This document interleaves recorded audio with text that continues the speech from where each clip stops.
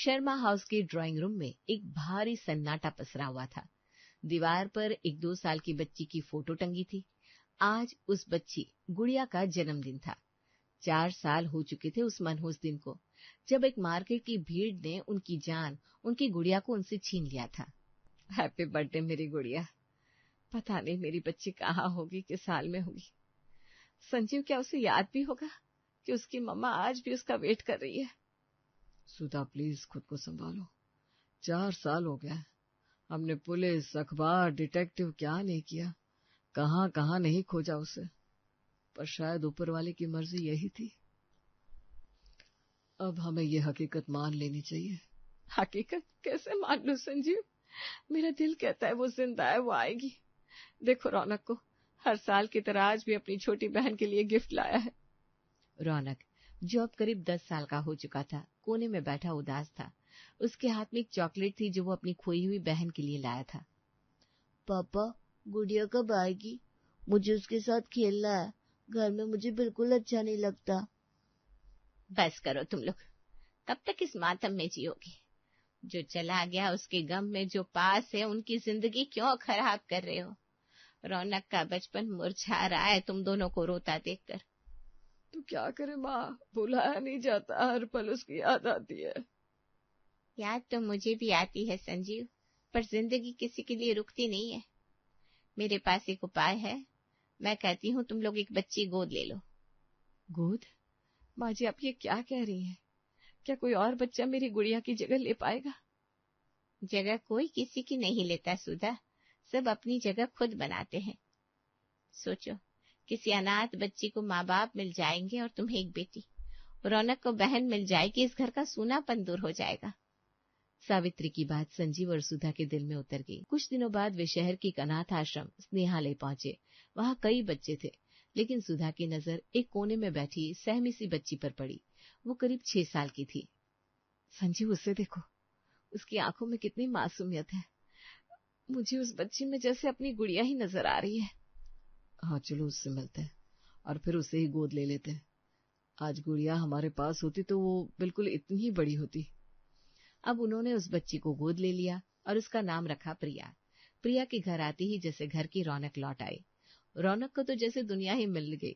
संजीव और सुधा ने प्रिया को इतना प्यार दिया कि कभी एहसास ही नहीं होने दिया कि वो उनकी सगी बेटी नहीं है। वक्त तेजी से बीतता गया। 13 साल और गुजर गए। अब प्रिया 19 साल की हो चुकी थी। गुड मॉर्निंग पापा। गुड मॉर्निंग मम्मा। भैया, मेरा असाइनमेंट रेडी है ना, आपने चेक किया? हाँ भाई हाँ, सब परफेक्ट है, तो बस टॉप कर लेना वरना मेरी नाक कट जाएगी। मेरी बेटी हमेशा टॉप करती है, क्यों बेटा? बिल्कुल पापा, आप देखो तो सही, आपकी बेटी आपका नाम रोशन करेगी। बस बस बस, अब बातें कम और नाश्ता ज्यादा। कॉलेज के लिए लेट हो रही हो ना? ओके माय डियर मम्मा। घर में खुशियां छाई हुई थी। प्रिया सबकी जान थी। किसी को याद भी नहीं था कि प्रिया सगी नहीं बल्कि उसे गोद लिया गया है। पर एक दिन सभी हॉल में बैठकर चाय पी रहे थे, तभी अचानक संजू के छोटे भाई रमेश दौड़ते हुए अंदर आए। उनके साथ में एक लड़की थी, सांवली सी, डरी हुई। भैया, भाभी, जल्दी आओ। आज मैं जिसे अपने साथ लाया हूँ उसे देखकर आप खुशी से पागल हो जाओगे। क्या हुआ रमेश, खुलकर बताइए कौन है? भैया, ये हमारी गुड़िया है। क्या? रमेश भैया क्या बकवास कर रहे हैं? मेरी गुड़िया? सच भाभी, कसम से। मैं पिछले हफ्ते दूसरे शहर गया था ना काम से, वहां मैंने इसे देखा। इसकी शक्ल और सबसे बड़ी बात, इसके पैरों पर वो जलने का निशान देखो, जो बचपन में दिवाली पर दिया गिरने से हुआ था। रमेश ने उस लड़की को पैर आगे करवाया। वहां पर एक पुराना जलने का निशान था। सुधा पागलों की तरह दौड़ी और उस निशान को छूने लगी। संजीव देखो, ये वही निशान है, ये मेरी गुड़िया है, मेरी बच्ची। मम्मा, आप मेरी मम्मा हो? मैं तो बहुत छोटी थी जब आप मुझसे बिछड़ गई थी। मुझे लगा मैं कभी आपसे मिल नहीं पाऊंगी, पर चाचा जी ने मुझे पहचान लिया और यहाँ ले आए। रमेश तुझे ये कहाँ मिली? भैया, भगवान ने ही मिलवाया है। मैंने पूरी छानबीन कर ली है, पुलिस रिकॉर्ड भी चेक किया, सब मैच हो रहा है। यही हमारा खून है, हमारी गुड़िया। लीजिए, अपनी अमानत संभालिए। भाभी, अब इतने सालों का प्यार इस पर लुटा दीजिए। हे भगवान, तेरा लाख लाख शुक्र है। रौनक, देख तेरी सगी बहन, तेरी गुड़िया वापस आ गई। गुड़िया? तुझे देखकर बहुत खुशी हो रही है। घर में खुशी का सैलाब आ गया। सब गुड़िया को गले लगा रहे थे। प्रिया एक कोने में पिलर के पास खड़ी ये सब देख रही थी।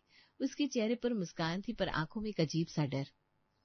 मम्मी पापा की असली बेटी मिल गई, वो कितने खुश है। पर क्या अब भी वो मुझे अपनी बेटी मानेंगे? सब बड़े ही खुश थे। रात हो चुकी थी। डिनर में सारी गुड़िया की पसंद की डिशेस बनी थी।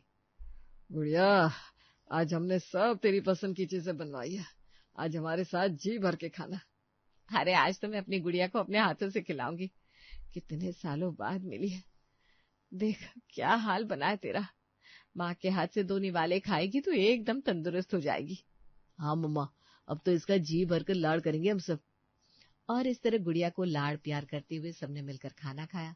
फिर सावित्री ने कहा, गुड़िया बेटा, आज से तुम प्रिया के साथ उसके कमरे में रहोगी। प्रिया जाओ, इसे कमरे में ले जाओ। जी दादी, बस प्रिया को प्रॉब्लम नहीं होनी चाहिए मेरी वजह से। अरे बेटा, प्रिया को कोई प्रॉब्लम नहीं होगी। तुम आराम से उसके साथ रहो। तुम दोनों बहनें एक साथ रहोगी तो मन भी लगेगा। ठीक है प्रिया, चलो। अब गुड़िया प्रिया के साथ उसके कमरे में चली गई और बिस्तर पर लेट गई और प्रिया टेबल पर लैंप जलाकर पढ़ने लगी। प्रिया, ये लाइट बंद करो ना, मेरी आंखों में चुभ रही है। गुड़िया, कल मेरा टेस्ट है, बस 1 घंटा और। मैं लैंप को और डिम कर देती हूँ। अरे मुझे नींद नहीं आ रही है, वैसे भी मुझे रेस्ट चाहिए। तुम जाकर बाहर हॉल में पढ़ लो प्लीज। प्लीज गुड़िया, थोड़ी देर एडजस्ट कर लो ना। ठीक है, तुम करो पढ़ाई, मैं थोड़ा तब तक बाहर हॉल में ही वॉक कर लेती हूँ। Okay, as you wish. अब गुड़िया हॉल में गई और कुछ देर बाद वही सोफे पर उससे नींद आ गई। सुबह सुधा ने उसे ऐसे सोफे पर सोते देखा तो पूछा, गुड़िया बेटा उठो, तुम ऐसे सोफे पर क्यों सो रही हो? तुम्हें तो प्रिया के साथ कमरे में होना चाहिए था।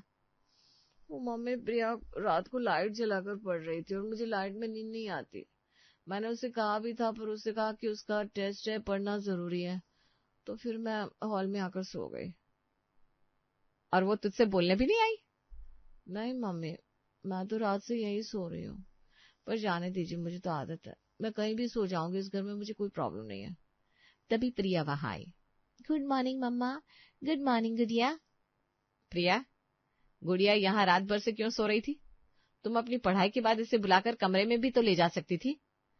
मम्मी, मैं बुलाने आई थी, 2 बार जगाया भी इसे, पर इसने कहा मुझे नींद आ रही है, सोने दो, और फिर सो गई, उठी नहीं, तो मैं अपने कमरे में जाकर सो गई। पता नहीं इसे यहाँ मच्छरों ने कैसे सोने दिया। झूठ मत बोलो प्रिया, तुम इसे बुलाने आई ही नहीं। अब आगे से ध्यान रखना, वो कमरा जितना तुम्हारा है उतना ही गुड़िया का भी है। ये मत भूलना, गुड़िया इस घर की बेटी है। प्रिया अब चुपचाप वहां से चली गई और गुड़िया सुधा के साथ किचन में उसकी हेल्प करने लगी। अगले दिन प्रिया ने कॉलेज के लिए तैयार होने के लिए अपनी अलमारी खोली। वहां उसकी फेवरेट पिंक ड्रेस गायब थी। वो बाहर गई और देखा तो गुड़िया ने वही ड्रेस पहन रखी थी। गुड़िया, ये मेरी ड्रेस है, तुमने मुझसे पूछा भी नहीं, ये मुझे आज पहननी थी। अरे तो क्या हुआ, हम बहनें हैं ना, शेयर कर सकते हैं। और वैसे भी देखो मुझ पर कितनी परफेक्ट लग रही है। रौनक भैया, देखो ना, अच्छी लग रही हो ना। अरे बहुत प्यारी लग रही है। प्रिया छोड़ ना, तू दूसरी पहन ले, वो इतने सालों बाद आई है, उसका मन है तो रहने देना। पर भैया, ये आपने मुझे गिफ्ट की थी, ये मेरी है। अरे तो नई दिला दूंगा, अब छोटी छोटी बातों पर सीन मत क्रिएट कर। गुड़िया चल, तुझे मार्केट ले चलता हूँ। प्रिया, अगर तुम्हें इतना बुरा लगा तो मैं ये ड्रेस खोल देती हूँ। नहीं नहीं, रहने दो, जब भैया ने कहा है तो पहने रखो। प्रिया, मैं देख रहा हूँ गुड़िया के आने से तुम कुछ ज्यादा ही बदल गई हो। तुम्हारे कोई भी कपड़े गुड़िया को पहनने की जरूरत नहीं होगी। मैं आज ही इसे अच्छी अच्छी नई ड्रेस दिलवा दूंगा। चल गुड़िया, शॉपिंग पर चलते हैं। प्रिया देखती रह गई। रौनक गुड़िया को लेकर शॉपिंग पर चला गया। ऐसे ही दिन बीत रहे थे। गुड़िया अब सभी घर वालों की लाडली बन चुकी थी, पर प्रिया से उसकी जरा भी नहीं बनती थी। एक दिन प्रिया ने बड़े प्यार से शाही पनीर बनाया था। सब खाने बैठे। यक, इसमें इलायची है, मुझे नहीं खाना ये। अरे बेटा खा लेना, प्रिया ने बहुत मेहनत से बनाया है। मम्मी, आपको पता है मुझे इलायची से एलर्जी है। मैंने प्रिया को बताया भी था, पर ये जानबूझकर ऐसा करती है। इसे पसंद नहीं है ना, मैं वापस आ गई हूँ तो। नहीं नहीं गुड़िया, मुझे नहीं पता था तुम्हें एलर्जी है, कसम से। मम्मी, आप तो जानती है ऐसा मैं नहीं करूंगी। प्रिया, गुड़िया कह रही है ना कि उसने तुम्हें बताया था, पर तुम्हें तो उसकी बातें सुनाई नहीं देती। हर बात पर उसे ऐसे ही नीचा दिखाती हो, लड़ती हो। प्रिया, वो मेहमान नहीं है, घर की बेटी है, अब वो भूखी रहेगी क्या? पापा, मैं दोबारा कुछ बना देती हूँ। रहने दे। रौनक, पिज्जा ऑर्डर कर दे। गुड़िया बेटा रो मत, पिज्जा। प्रिया आगे से ध्यान रहे, गुड़िया इस घर की सगी बेटी है। प्रिया ने अब बिना खाए अपनी प्लेट उठाई और किचन में चली गई। प्रिया को अब साफ महसूस होने लगा था कि खून का रिश्ता पाले हुए रिश्ते पर भारी पड़ रहा है। ऐसे ही एक हफ्ते बाद गुड़िया ने सुधा और संजीव से कहा, मम्मी पापा मैं उस कमरे में नहीं रह सकती। प्रिया रात को फोन चलाती है, जो कि उसकी आदत होगी पहले से, पर मेरी नींद पूरी नहीं होती। इसमें उसका कोई दोष नहीं है, वो तो यहाँ हमेशा से लाड प्यार में पली है ना, तो उसे यहाँ अपनी मनमानी करने का पूरा हक है। पर मैं उस रूम में प्रिया के साथ और रही तो बीमार हो जाऊंगी। बेटा घर में 3 ही तो बेडरूम है, एक हमारा, एक रौनक का और एक तुम दोनों का। गेस्ट रूम तो बहुत छोटा है, स्टोर रूम जैसा। अरे गुड़िया ये तो हद हो गई। तुम रोज किसी न किसी बहाने से मम्मी पापा को मेरी शिकायत करती रहती हो। ऐसा भी क्या कर दिया मैंने? मैं तो तुम्हें अपनी बहन मानती हूँ, पर तुम मुझे अपनी बहन नहीं मानती। प्रिया विश्वास करो, मैं कभी नहीं चाहती कि तुम मम्मी पापा के सामने बुरी बनो, पर अब मुझे कोई भी प्रॉब्लम होगी तो मैं किससे बोलने जाऊंगी? मम्मी पापा को ही बोलूंगी ना।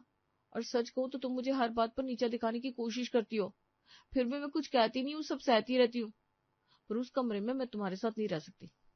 आप लोग मुझे कोई भी एक छोटा सा स्टोर रूम दे दो, मैं उसमें रह लूंगी। मम्मी मैं तो कहता हूँ प्रिया को गेस्ट रूम दे दो। प्रिया इतने सालों तक मुसीबत में रही है, अब तो उसे कंफर्ट मिलना चाहिए। प्रिया तू शिफ्ट हो जाना गेस्ट रूम में। भैया आप भी? वो कमरा मेरा था बचपन से, वहाँ मेरी किताबें हैं, मेरी यादें हैं। यादें शिफ्ट कर ले, देख जिद मत कर। घर की शांति के लिए इतना तो कर ही सकती है। क्यों जलती है तू गुड़िया से? जलन नहीं है भैया, बस अपना हक छीनता देख दुख हो रहा है। प्रिया हक की बात मत कर, हमने तुम्हें सब कुछ दिया है। आज अगर अपनी बहन के लिए कुछ त्याग करना पड़ रहा है तो कर दो, इसमें इतना ड्रामा क्यों? आज से तुम गेस्ट रूम में ही रहोगे, बात खत्म। संजीव के कहने पर प्रिया ने चुपचाप अपना सामान पैक किया और बिना एसी वाले गेस्ट रूम में चली गई। कुछ दिन बाद संजीव और सुधा एक शादी में जाने के लिए शहर से बाहर जा रहे थे। रास्ते में उनकी गाड़ी का टायर पंचर हो गया। ड्राइवर टायर बदल रहा था तो वे पास के एक ढाबे पर बैठ गए। वहां एक बुजुर्ग महिला लीला पानी की बोतलें बेच रही थी। सुधा को देखते ही लीला ठिठक गई। बहन जी बुरा मत मानिएगा, पर आपको कहीं देखा है। अब वही है ना जो 17 साल पहले कमला नगर मार्केट में अपनी बच्ची के लिए पागलों की तरह रो रही थी। हाँ, मेरी गुड़िया खो गई थी वहां। पर आपको कैसे पता? उस दिन को मैं कैसे भूल सकती हूँ। बहुत तेज बारिश थी, मार्केट में बहुत भीड़ थी। मुझे मार्केट के पीछे वाले गेट पर एक 2 साल की बच्ची मिली थी, रेड फ्रॉक में जिस पर भालू बना था, और बहुत रो रही थी। हाँ, वही फ्रॉक थी मेरी गुड़िया की। पर अब तो हमारी गुड़िया हमारे पास है। आपने उसे कहाँ छोड़ा था फिर? या आपके पास से रमेश भैया ले आए उसे हमारे पास? नहीं, मेरे पास कोई नहीं आया। उस दिन मैंने बहुत ढूंढा आप लोगों को, क्योंकि आप भी अपनी बच्ची के लिए रो रही थी। मुझे लगा ये बच्ची आपकी होगी, पर मुझे कोई नहीं मिला। फिर मैं उसे पास के स्नेहालय अनाथ आश्रम में छोड़ आई। मैंने वहां रजिस्टर में लिखवाया भी था कि ये बच्ची 15 जुलाई को मिली है। 15 जुलाई? सुधा याद करो, हमारी गुड़िया भी 15 जुलाई को मार्केट में गुम हुई थी, और हमने प्रिया को भी स्नेहालय से गोद लिया था, और प्रिया के कागज में भी लिखा था कि वो 15 जुलाई को ही आश्रम में आई थी। संजीव, इसका मतलब प्रिया ही हमारी गुड़िया है। पर अगर प्रिया गुड़िया है तो जो गुड़िया अभी हमारे पास है वो कौन है? हाँ, और वो जलने का निशान, रमेश ने कहा था गुड़िया के पैर पर निशान है। प्रिया के पैर पर भी तो एक निशान है। हम हमेशा सोचते थे वो कोई चोट है। हे भगवान, समझ में नहीं आ रहा क्या सच है और क्या छलावा। दिल कुछ कहता है और दिमाग कुछ और। अब सच कैसे बाहर आएगा? देखिए, अब इस बात को साफ करने का एक ही तरीका है, वो है डीएनए टेस्ट। हाँ, डीएनए टेस्ट। लीला जी सही कह रही है। हम गुड़िया और प्रिया का हमारे सैंपल के साथ डीएनए टेस्ट करवाते हैं। जिसके साथ हमारा डीएनए मैच होगा वही हमारी असली बेटी। इस तरह दूध का दूध और पानी का पानी हो जाएगा। लीला बहन, आपका बहुत बहुत शुक्रिया। अब हम चलते हैं। आपका नंबर मैंने नोट कर लिया है। अरे ठीक है, मेरी वजह से अगर किसी का भला हो तो इससे खुशी की बात मेरे लिए और क्या होगी। अब संजीव और सुधा शादी में जाने के बजाय सीधे शहर के सबसे बड़े डीएनए लैब गए। उन्होंने घर पर फोन किया और झूठ बोला कि मेडिकल इंश्योरेंस के लिए ब्लड टेस्ट जरूरी है। वे प्रिया और गुड़िया दोनों को लैब ले गए और टेस्ट करवाया। 2 दिन बाद रिपोर्ट आई। संजीव के हाथ कांप रहे थे। उसने लिफाफा खोला। सुधा, ये देखो, प्रिया का डीएनए हमसे 99.9% मैच हो रहा है। प्रिया हमारी बेटी और ये गुड़िया, इसका डीएनए 0% मैच। ये फ्रॉड है। अब मुझे सब कुछ साफ साफ नजर आ रहा है। रमेश, ये सब रमेश भैया की चाल है। उन्होंने ही कहानी बनाई थी। चलो घर। संजीव और सुधा घर पहुंचे। हॉल में रमेश, नकली गुड़िया और रौनक बैठे बैठे हंसी मजाक कर रहे थे और प्रिया कोने में खड़ी थी उदास। रमेश, अरे भैया, आ गए आप? क्या हुआ इतना गुस्सा? शर्म नहीं आई तुझे अपने सगे भाई के साथ ऐसा खेल खेलते हुए? ये लड़की जिसे तू गुड़िया बनाकर लाया है, ये एक फ्रॉड है। ये ले डीएनए रिपोर्ट। तूने जायदाद हड़पने के लिए इस लड़की को हमारे घर में घुसा दिया। अभी के अभी मेरे घर से निकल जा और दोबारा अपनी शक्ल मत दिखाना, वरना अगली बार सीधे पुलिस के हवाले कर दूंगा। रमेश का भांडा फट चुका था। संजीव के कहने पर वो चुपचाप वहां से दुम दबाकर भाग गया। तब गुड़िया उर्फ काजल ने संजीव के पैर पकड़ लिए। अंकल, मुझे माफ कर दीजिए। ये रमेश अंकल ने मुझे पैसे दिए थे और एक्टिंग करने को कहा था। वो जलने का निशान भी इन्होंने अगरबत्ती से जलवा कर बनवाया था। मेरी मजबूरी थी। मुझे पुलिस के हवाले मत करना। मुझे अपने घर में रहने दीजिए। मेरा अपना कोई नहीं है। ठीक है, हम तुम्हें पुलिस के हवाले नहीं करेंगे और तुम इस घर में रह सकती हो, पर अगली बार गलती से भी फ्रॉड करने की कोशिश की ना, तो हमसे बुरा कोई नहीं होगा। नहीं करूंगी, कभी नहीं। अब सीधा दौड़कर प्रिया के पास जाती है और उसे गले लगा लेती है। मेरी बच्ची, मेरी गुड़िया, तू मेरे सामने थी, मेरे साथ थी और मैं अंधी हो गई थी। मुझे माफ कर दे प्रिया। मैंने तुझे पराया समझा, तुझे गेस्ट रूम में सुलाया। मम्मा, मुझे लगा था आप अब मुझे प्यार नहीं करते क्योंकि मैं गोद ली हुई हूँ। नहीं बेटा, तू गोद ली हुई नहीं है, तू हमारी अपनी है, खून है हमारा। प्रिया, मुझे माफ कर दे। मैं बहुत बुरा भाई हूँ। एक ढोंगी के लिए मैंने अपनी सगी बहन को रुलाया। मुझे माफ कर दे गुड़िया। नहीं भैया, आप तो मेरे सबसे अच्छे भाई हो। घर का माहौल एकदम बदल गया। सुधा ने प्रिया का हाथ पकड़ा और उसे वापस उसके कमरे में ले गई। उस रात प्रिया अपने कमरे में अपने बिस्तर पर सोई। आज उसे न सिर्फ अपना कमरा वापस मिला था, बल्कि वो पहचान भी मिल गई थी जो 17 साल पहले खो गई थी।